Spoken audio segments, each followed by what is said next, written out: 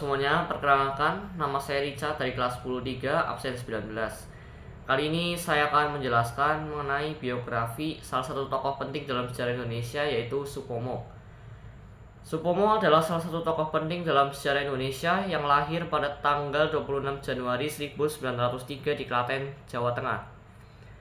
Ia merupakan seorang intelektual, politisi, dan negarawan yang berperan besar dalam perjuangan kemerdekaan Indonesia serta pembangunan negara pasca kemerdekaan.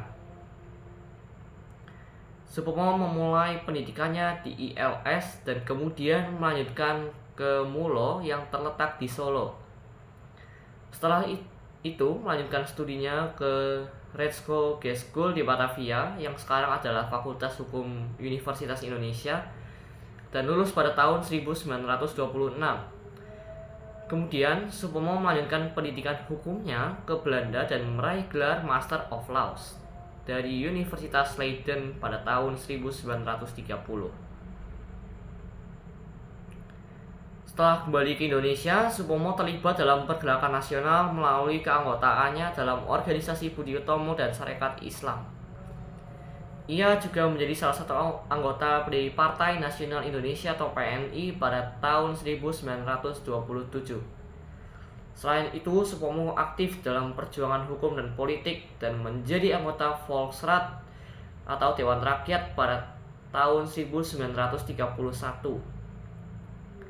Namun, peran Supomo semakin menonjol setelah proklamasi kemerdekaan Indonesia pada tahun 1945.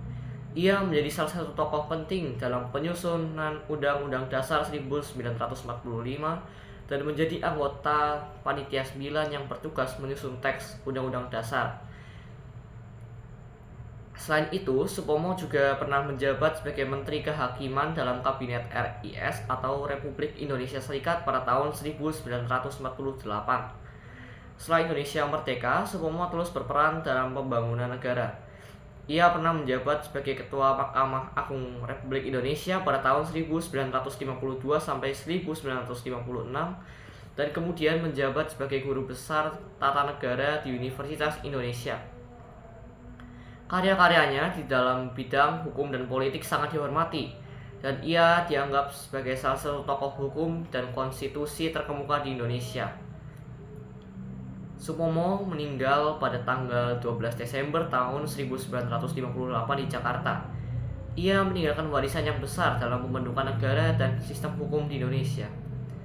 Ia dianggap sebagai salah satu tokoh yang berperan penting dalam mengukir sejarah modern dan membangun fondasi hukum negara. Mungkin itu saja yang bisa saya sampaikan. Cukup sekian dan terima kasih.